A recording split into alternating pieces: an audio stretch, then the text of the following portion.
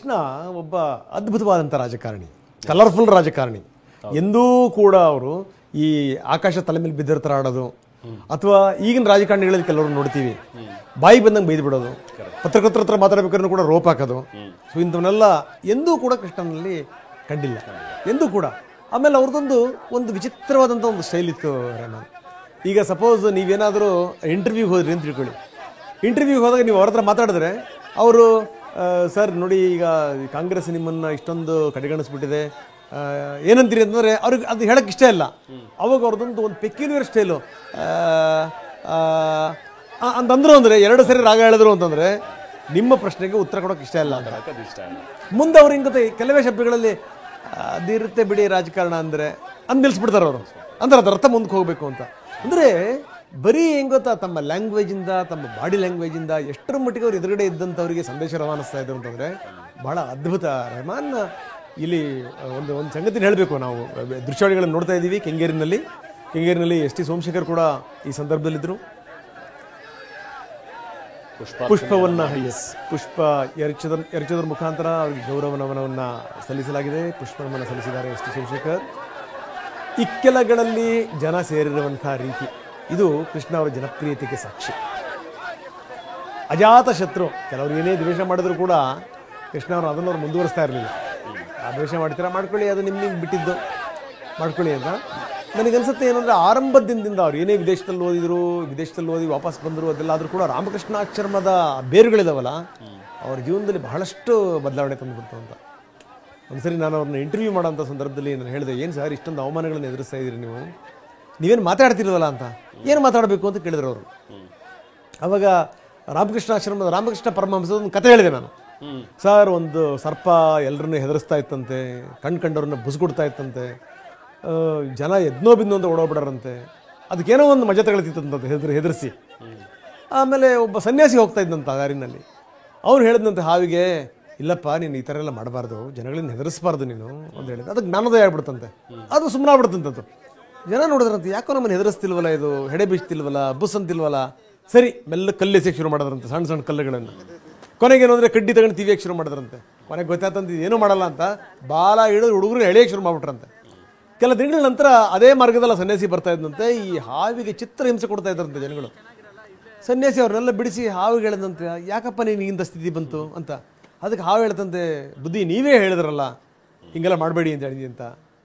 ಆವಾಗ ಅವನು ಸನ್ಯಾಸಿ ಹೇಳ್ತಾನಂತ, ಅಣ್ಣ ನೀನು ಕಚ್ಚಬೇಡ ಅಂತ ಹೇಳಿದೆ, ನೀನು ಬುಸ್ಗುಟ್ಬೇಡ ಅಂತ ಹೇಳಲಿಲ್ಲಲ್ಲಪ್ಪ ನಾನು. ನೀನು ನಿನ್ನ ಆತ್ಮರಕ್ಷಣೆಗೋಸ್ಕರ ಬುಸ್ಗುಟ್ಟದನ್ನೇ ಮರ್ತು ಬಿಟ್ರೆ ಹೆಂಗೆ ನೀನು ಅಂತ.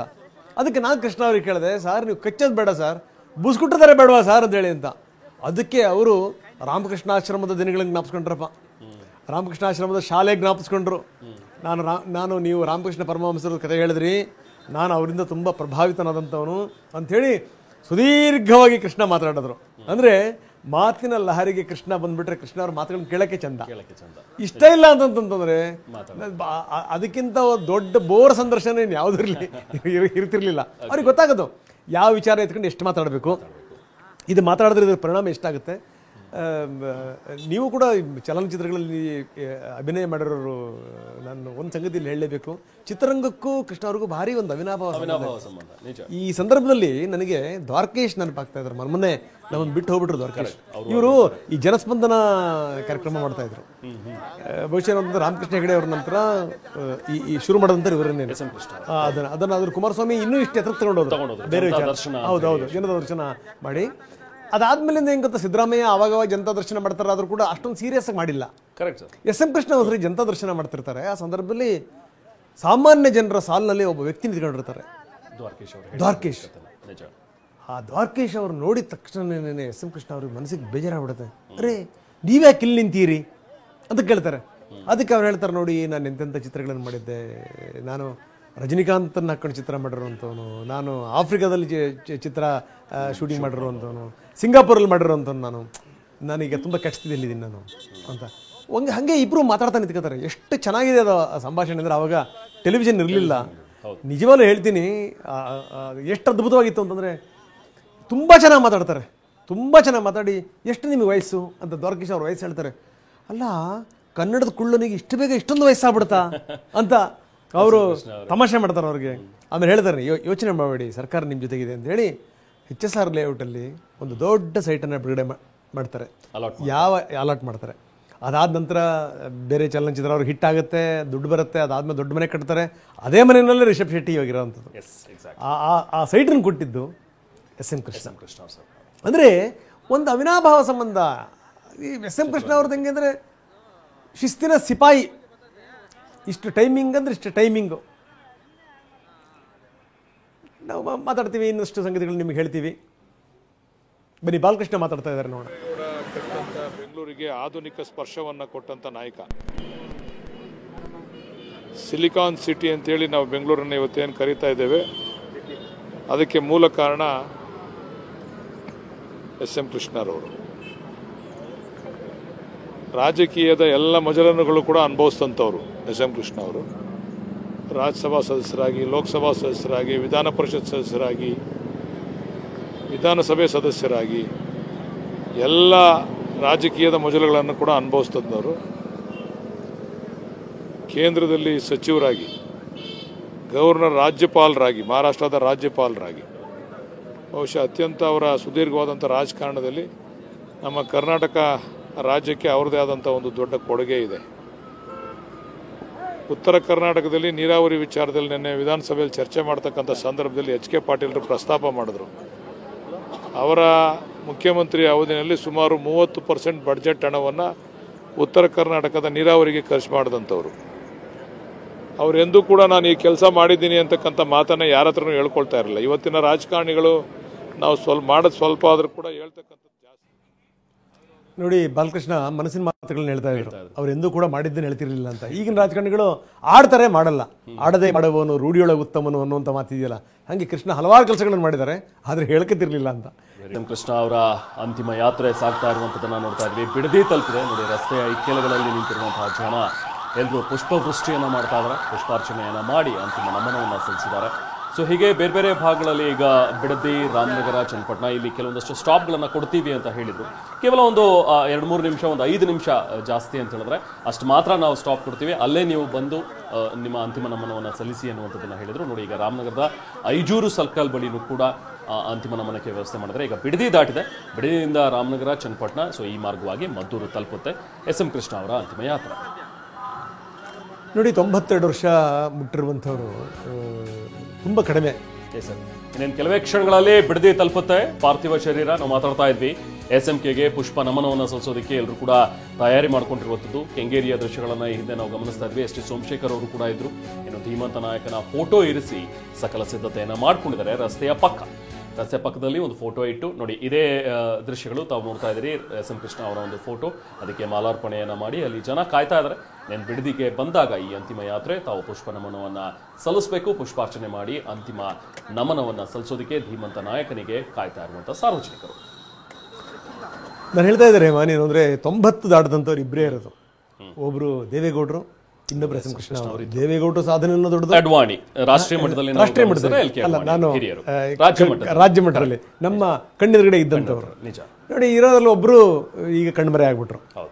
ಈಗ ಎಂಥ ಸ್ಥಿತಿ ಅಂತಂದರೆ ಅವ್ರದ್ದು ಇವ್ರದ್ದು ಸ್ನೇಹ ಪ್ರೀತಿ ಮತ್ತು ದ್ವೇಷ, ಅದನ್ನು ನಾವು ಮೆಲುಕು ಹಾಕಲೇಬೇಕು. ಅದು ಎಷ್ಟರ ಮಟ್ಟಿಗೆ ಅಂತಂದರೆ ಮೊದಲಿಂದಲೂ ಕೂಡ ದೇವೇಗೌಡರು ಇವ್ರನ್ನ ಕಾಂಪಿಟೇಟರ್ ಅಂತ ಅಂದ್ಕೊಂಡ್ಬಿಟ್ಟಿರ್ತಾರೆ. ಅವ್ರಿಗೂ ಇವ್ರಿಗೂ ಅಷ್ಟಕ್ಕಷ್ಟೇ ಮೊದಲಿಂದಲೂ ಕೂಡ. ಮೊದಲು ಚೆನ್ನಾಗಿರ್ತಾರೆ, ಆಮೇಲೆ ಸ್ವಲ್ಪ ಸ್ಥಿತಿಗತಿಗಳು ಹದಗೆಟ್ಟು ಬಿಡ್ತವೆ. ಯಾವಾಗ ಅಧಿಕಾರಕ್ಕೆ ಬಂದ್ಬಿಡ್ತಾರೆ ನೋಡಿ ಇವರು, ಬಂದಾದ್ಮೇಲಿಂದ ಅಂತೂ ಬಿಡಿ ಅದ್ರದ್ದು ಸ್ಥಿತಿಗತಿಗಳೇ ಬೇರೆ ಆಗ್ಬಿಡುತ್ತೆ. ಅದು ಇನ್ನೊಂದಿಷ್ಟು ಜಾಸ್ತಿ ಆಗ್ಬಿಡುತ್ತೆ. ನೋಡಿ, ನಡುವೆ ಇದ್ದಕ್ಕಿದ್ದಂಗೆ SM ಕೃಷ್ಣ ಮಹಾರಾಷ್ಟ್ರದ ರಾಜ್ಯಪಾಲರಾಗಿ ಹೋಗ್ಬಿಟ್ರಲ್ಲ, ಆ ರಾಜ್ಯಪಾಲರಾಗಿ ಹೋಗಲಿಕ್ಕೆ ದೇವೇಗೌಡರ ಕೊಡುಗೆ ಭಾಳ ಇದೆ. ಯಾಕಂದರೆ ಇಲ್ಲಿ ರಾಜಕೀಯದಲ್ಲಿ ಸ್ವಲ್ಪ ಈ ಅಲುಗಾಡಕ್ಕೆ ಶುರುವಾದಂಥ ಸಂದರ್ಭದಲ್ಲಿ ತಕ್ಷಣ ಏನು ಮಾಡ್ತಾರೆ ಅವರು, ತಮ್ಮ ಅಳಿಯ ಸಿದ್ಧಾರ್ಥನನ್ನು ದೇವೇಗೌಡರ ಮನೆ ಕಳಿಸ್ತಾರೆ. ಹೋಗಿ JDS ನಾವು ಸೇರ್ಕೊಂಡು ಇದು ಮಾಡಬೇಕು ಅಂತ ಹೇಳಿದ್ರೆ ಒಂದು ಪ್ರಸ್ತಾವನೆ ಇಟ್ಟು ಹೋಗಿ ಅಂತ ಕಳಿಸ್ತಾರೆ. ಅವ್ರು ಹೋದಾಗ ದೇವೇಗೌಡರು ಖಂಡಿತವಾಗಿ ಕಡ್ಡಿ 2 ತುಂಡಾದಾಗ ಹೇಳಿ ಕಳಿಸ್ಬಿಡ್ತಾರೆ, ಸಾಧ್ಯನೇ ಇಲ್ಲ ಹೋಗಿ ಅಂತ ಹೇಳಿದ್ದ. ಅಷ್ಟೇ ಅಲ್ಲ, ಸೋನಿಯಾ ಗಾಂಧಿ ಅವರ ಹತ್ರ ಹೋಗಿ ಅವ್ರು ಹೇಳೋದು ಒಂದೇ ಒಂದು ಏನಪ್ಪ ಅಂತಂದರೆ, ಯಾವುದೇ ಕಾರಣಕ್ಕೂ ನಿಮ್ಮ ಸ್ನೇಹ ಇಲ್ಲಿ ಕಂಟಿನ್ಯೂ ಆಗಬೇಕು ಅಂತಂತಂದರೆ SM ಕೃಷ್ಣ ಕರ್ನಾಟಕದಲ್ಲಿರಬಾರ್ದು ಅಂತ, ಕರ್ನಾಟಕ ರಾಜಕಾರಣದಲ್ಲಿರಬಾರ್ದು ಅಂತ ಅನಿವಾರ್ಯವಾಗಿ SM ಕೃಷ್ಣ ಅವ್ರನ್ನ ಮಹಾರಾಷ್ಟ್ರದ ರಾಜ್ಯಪಾಲರನ್ನ ಕಳಿಸ್ತಾರಲ್ಲ, ಅದಕ್ಕೆ ಕಾರಣೀಭೂತರೇ ಗೌಡ್ರು. ನಾವು ನೋಡ್ತಾ ಇದ್ದೀವಿ ಪಾರ್ಥಿವ ಶರೀರ ಹೋಗ್ತಿರುವಂಥ ಮಾರ್ಗ.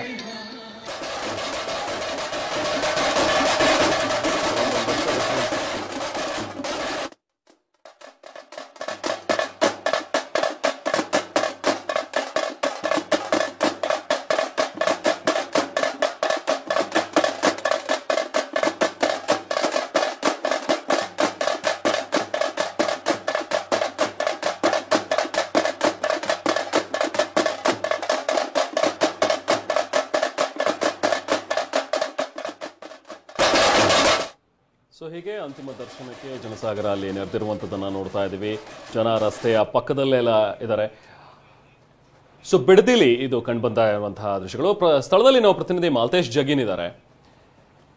ಬಿಡದಿಯ ಸರ್ಕಲ್ ಬಳಿ ಈಗಾಗಲೇ ಏನಂತಂದ್ರೆ ಸ್ಕೈ ವಾಕ್ನ ಮೇಲ್ಗಡೆಯಿಂದ ಸಾಕಷ್ಟು ಸಂಖ್ಯೆಯ ಜನರು ಕೆಳಭಾಗದಲ್ಲಿ ಹಾಗೆ ಮೇಲ್ಭಾಗದಲ್ಲಿ ಇರ್ತಕ್ಕಂಥದ್ದು. ಅಲ್ಲಿ ಸ್ಕೈ ವಾಕ್ನ ಮೇಲ್ಭಾಗದಿಂದ ಹೂಗಳನ್ನ ಹಾಕಿ ಅವರ ಒಂದು ಬೀಳ್ಕೊಡುವಂತಹ ಕೆಲಸಕ್ಕೆ ಕೂಡ ಮುಂದಾಗ್ತಾ ಇರ್ತಕ್ಕಂಥದ್ದು. ಪಾರ್ಥಿವ ಶರೀರದ ಅಂತಿಮ ದರ್ಶನವನ್ನ ಪಡೀಲಿಕ್ಕೆ ಸಿದ್ಧರಾಗಿರ್ತಕ್ಕಂತಹ ಜನಸಮೂಹ. ಸೊ ಇಲ್ಲಿ ಬಿಡದಿ ಬಳಿ ಸಾಕಷ್ಟು ಸಂಖ್ಯೆಯ ಅವರ ಅಭಿಮಾನಿಗಳು, ಆಪ್ತ ಬಳಗದವರು ಹಾಗೆ ಕಾರ್ಯಕರ್ತರು, ಶಾಸಕರು ಕೂಡ ಇರ್ತಕ್ಕಂಥದ್ದು. ಇಲ್ಲಿ ಅಂದ್ರೆ ತಮಟೆ ಬಾರಿಸುವ ಮುಖಾಂತರ ಅವರ ಅಂತಿಮ ದರ್ಶನವನ್ನು ಪಡೆಯಕ್ಕೆ ಕೂಡ ಸಾಕಷ್ಟು ಸಂಖ್ಯೆಯ ಜನರು ಇರ್ತಕ್ಕಂಥದ್ದು ನೋಡ್ತಾ ಇರಬಹುದು. ಈಗಾಗಲೇ ಏನಂತಂದ್ರೆ ಕೆಂಗೇರಿಯಿಂದ ಹೊರಟಿರ್ತಕ್ಕಂತಹ SMK ಅವರ ಪಾರ್ಥಿವ ಶರೀರ ಕೆಲವೇ ಕ್ಷಣಗಳಲ್ಲಿ ಬಿಡದಿಯ ಸರ್ಕಲ್ಗೆ ಬರ್ತಾ ಇರ್ತಕ್ಕಂಥದ್ದು. ಈ ಬಿಡದಿ ಸರ್ಕಲ್ ಬಳಿ ಜನರಿರುವಂಥದ್ದು, ಸೊ ಅವರ ಅಭಿಮಾನಿಗಳಿರ್ತಕ್ಕಂಥದ್ದು, ಕಾರ್ಯಕರ್ತರಿರ್ತಕ್ಕಂಥದ್ದು. ಸೊ ಅವ್ರನ್ನ ಮಾತಾಡಿಸುವಂಥ ಪ್ರಯತ್ನವನ್ನ ಸರ್ ಇನ್ನೇನು ಕೆಲವು ಕ್ಷಣಕ್ಕೆ ಬರುತ್ತೆ. ಸೊ ಅವರ ಅಂತಿಮ ದರ್ಶನವನ್ನು ಪಡೆಯಕ್ಕೆ ಸಿದ್ಧರಾಗಿದ್ದೀರಿ. ಸ್ಕೈ ವಾಕ್ ಮೇಲಿಂದ ಹೂಗಳನ್ನು ಹಾಕುವ ಮುಖಾಂತರ ಹೇಗೇನು? ಇದು ನಮ್ಮ ರಾಜ್ಯ ಕಂಡ ರಾಷ್ಟ್ರಕಂಡ ನಮ್ಮ ನಾಯಕನಿಗೆ ನಾವು ಸಲ್ಲಿಸ್ತಾ ಇರತಕ್ಕಂಥ ಗೌರವ. ಬಿಡದಿ ಜನಕ್ಕೆ ನಮ್ಮ DK ಶಿವಕುಮಾರ್ ಸಾಹೇಬರು ನಿನ್ನೆ ಮೇನ್ ರೋಡಲ್ಲಿ ಹೋಗ್ತಿದೆ ಅನ್ನೋ ಸಂದರ್ಭದಲ್ಲಿ ಇವತ್ತು ದಯಮಾಡಿ ಬಿಡದಿ ಕರ್ಕೊಬನ್ನಿ ಅಂತ ಒಂದು ಮನವಿಯನ್ನು ಮಾಡಿದ್ವಿ. ಸನ್ಮಾನ್ಯ DK ಶಿವಕುಮಾರ್ ಸಾಹೇಬರು ನಮ್ಮೆಲ್ಲರ ಜನರ ಪ್ರೀತಿಯ ಮನೋಭಾವಕ್ಕೆ ಒಪ್ಪಿ ಇವತ್ತು ಇಲ್ಲಿಗೆ ಕರೆಸ್ತಾ ಇದ್ದಾರೆ. ನಾವು ಅವರ ಅಂತಿಮ ದರ್ಶನ ಪಡ್ತಕ್ಕಂಥ ಒಂದು ಸೌಭಾಗ್ಯ ನಮಗೆ ಸಿಕ್ಕಿದೆ. ಅದೇ ರೀತಿಯಲ್ಲಿ ನಮ್ಮ ನಾಯಕನಿಗೆ, ನಮ್ಮ ರಾಷ್ಟ್ರ ಕಂಡ ರಾಜ್ಯ ಕಂಡ ಒಬ್ಬ ಕನಸುಗಾರನಿಗೆ ನಾವೊಂದು ಗೌರವ ಸಲ್ಲಿಸ್ತಕ್ಕಂಥ ಒಂದು ಮರ್ಯಾದ ಮಾಣಿಕ್ಯ ಅವರು. ರಾಜಕಾರಣಿಗಳಿಗೆ ಒಬ್ಬ ಮಾದರಿ ಜನಪ್ರತಿನಿಧಿ. ಹಾಗಾಗಿ ಅವ್ರಿಗೊಂದು ಗೌರವ ಸಲ್ಲಿಸ್ತಕ್ಕಂಥ ಕೆಲಸವನ್ನು ನಮ್ಮ ಬಿಡದಿ ನಾಗರಿಕರು ಮಾಡ್ತಾ ಇದ್ದೀವಿ. ರಾಜಕಾರಣಿ, ಅಪರೂಪದ ರಾಜಕಾರಣಿ SM ಕೃಷ್ಣ ಅವರು. ಸೊ ಅವರಿಗೆ ಒಂದು ಗೌರವ ಸಲ್ಲಿಸ್ತಕ್ಕಂಥ ಕೆಲಸವನ್ನು ಕೂಡ ಮಾಡ್ತೀವಿ ಅನ್ನೋಂಥ ಮಾತು ಹೇಳ್ತಕ್ಕಂಥದ್ದು. ಶಾಸಕರಾಗಿರ್ತಕ್ಕಂಥ ಬಾಲಕೃಷ್ಣ ಅವರು ಕೂಡ ಇದ್ದಾರೆ. ಸರ್, ಅಪರೂಪದ ರಾಜಕಾರಣಿ. ಸೊ ಅವರ ಪಾರ್ಥಿವ ಶರೀರ ಏನಕ್ಕೆ ವಿಲಕ್ಷಣಕ್ಕೆ ಆಗಮಿಸ್ತದೆ. ಸೊ ಹೇಗೆ ಅವ್ರನ್ನ ಗೌರವಿಸಿ ಕಳಿಸ್ಕೊಡುವಂಥ ಕೆಲಸ ಅಂತ ಈ ಭಾಗದಲ್ಲಿ ಅವ್ರದೇ ಆದಂಥ ರಾಜಕೀಯ ಛಾಪನ್ನು ಮೂಡಿಸ್ತಂಥವ್ರು ಅವರು. ಬೆಂಗಳೂರು ಮೈಸೂರು ಹೆದ್ದಾರಿಗೆ 4ನೇ ಪಥ ಮಾಡ್ಬೇಕಾದ್ರೆ ಅವರೇ ಪ್ರಮುಖವಾದಂಥ ಕಾರಣಕರ್ತರು. ಮೊದಲೆಲ್ಲ ತುಂಬ ಆಕ್ಸಿಡೆಂಟ್ಗಳಾಗ್ತಾ ಇತ್ತು. ಇವತ್ತು ಬರ್ತಾ ಇದ್ದಾರೆ ನಮ್ಮ ಬಿಡದಿ ಹೋಬಳಿಗೆ, ನಮ್ಮ ಜಿಲ್ಲೆಗೆ ಅವರ ಪಾರ್ಥಿವ ಶರೀರ ಆಗಮಿಸ್ತಾ ಇದೆ. ಈ ಸಂದರ್ಭದಲ್ಲಿ ನಾವೆಲ್ಲರೂ ಕೂಡ ಅವ್ರಿಗೆ ಅದನ್ನು ಸ್ವಾಗತವನ್ನು ಕೋರಿ ಶ್ರದ್ಧಾಂಜಲಿಯನ್ನು ಸಲ್ಲಿಸಬೇಕು ಅಂತೇಳಿ ನಾವೆಲ್ಲ ಇಲ್ಲಿ ನಿಂತಿದ್ದೇವೆ.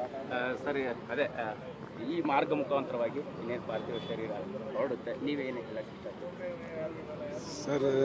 SM ಕೃಷ್ಣ ಅವರು ಒಬ್ಬ ಅಜಾತಶತ್ರು ರಾಜಕೀಯದಲ್ಲಿ. ಯಾರನ್ನೂ ದ್ವೇಷ ಮಾಡದಲ್ಲೇ ಇರ್ತಕ್ಕಂಥ ರಾಜಕಾರಣಿ ಯಾರಾದರೂ ಇದ್ದಾರೆ ಅಂತಂದರೆ ಕರ್ನಾಟಕ ರಾಜ್ಯದಲ್ಲಿ ಅದು SM ಕೃಷ್ಣ ಅವರು ಮಾತ್ರ. ವಿಶೇಷವಾಗಿ ಯಾವುದೇ ಅವರ ರಾಜಕೀಯ ಎದುರಾಳಿಗಳು ಕೂಡ ವಂದಿಸಲು ಅವರು ತೊಂದರೆ ಕೊಟ್ಟಂಥ ಒಂದು ಉದಾಹರಣೆಯೂ ಕೂಡ ಇಲ್ಲ. ಸೌಮ್ಯ ಸ್ವಭಾವದ ರಾಜಕಾರಣಿ ಆಗಿರೋದ್ರಿಂದ ವಿಶೇಷವಾಗಿ ನಾನು ರಾಜಕಾರಣಕ್ಕೆ ಬಂದಿದ್ದಂಥದ್ದು SM ಕೃಷ್ಣ ಅವರ ಇನ್ನು ಕೆಲವೇ ಕ್ಷಣಗಳಲ್ಲಿ ಬಿಡದಿ ದಾಟಿ ಮುಂದೆ ಹೋಗುವಂತಹ ಈ ಅಂತಿಮ ಯಾತ್ರೆ. ಜನ ಕೂಡ ಈಗಾಗಲೇ ಅಲ್ಲಿ ಸಿದ್ಧರಾಗಿದ್ದಾರೆ. ಪುಷ್ಪ ನಮನವನ್ನು ಸಲ್ಲಿಸೋದಕ್ಕೆ ಕಾಯ್ತಾ ಇದ್ದಾರೆ, ಅಂತಿಮ ನಮನವನ್ನು ಸಲ್ಲಿಸೋದಕ್ಕೆ ಕಾಯ್ತಾ ಇದ್ದಾರೆ.